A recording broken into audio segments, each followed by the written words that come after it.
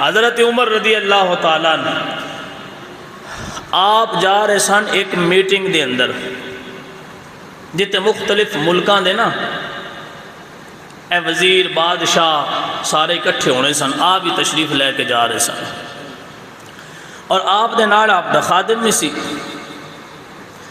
توجہ کریں، حضرت عمر رضی اللہ تعالیٰ عنہ آپ نے اپنے موزے اتارے، موزے جڑے سردیاں دے وچ پہنی دینے اپنے پیراں تے، حضرت عمر نے موزے اتارے تو اتار کے تو موڑیاں تے رکھ لے۔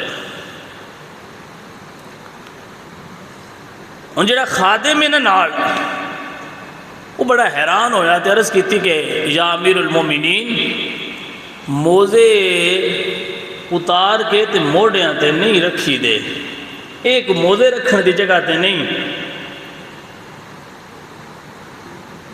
تو آپ پھر خادم نے یہی وجہ بیان کی تھی، کہندا کہ یا امیر المومنین تسی موزے موڑیاں تے رکھے ہوئے نے، جدوں اسی جاواں گے نا بادشاہاں دی میٹنگ دے اندر تو او لوگ مذاق اڑان، وہ آکھن کے مسلمانہ دا امیر ہے، مسلمانہ دا بادشاہ ہے، انہوں پتہ ہی کوئی نہیں کہ موزے موڑیاں تے نہیں رکھی دے۔ تو حضور عزت گھٹ جائے دی، توجہ کرے، عزت اے گل بڑی سمجھنے والی ہے۔ ساری زندگی اگر اساں اندے تے پیرا دے لیا تے ساری زندگی وچ کامیابی دا سبب بھی ہے بن سکتی ہے۔ عرض کر رہے خادم حضور موزے موڑیاں تے نہ رکھو، موزے موڑیاں تو اتار لو، وجہ کیا ہے؟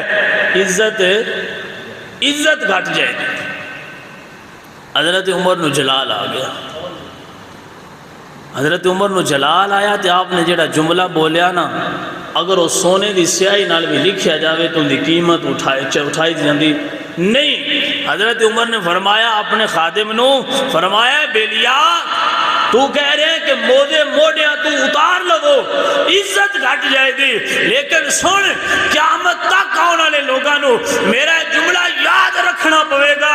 فرمایا اے عمر دا اعلان ہے کہ موزے موڑیاں تے رکھیاں عزت نہیں گھٹ دی، عزت ادوں گھٹ دی ہے جدوں بندہ رب دا قرآن تے نبی دا فرمان چھڑ کے دنیا وچ وڑ جائے۔ فرمایا اولے عزت گھٹ جاندی ہے، بندے دے بلے عزت نہیں رہندی۔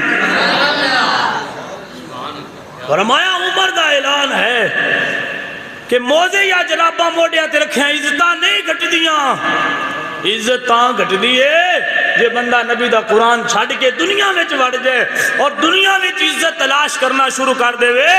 فرمایا جڑے دنیا وچوں عزت لب دینے انہاں نو ذلت مل سکتی ہے، عزت نہیں مل سکتی۔ عزت انہوں ملے گی جڑا اپنی زندگی وچ بھی رب دے قرآن تے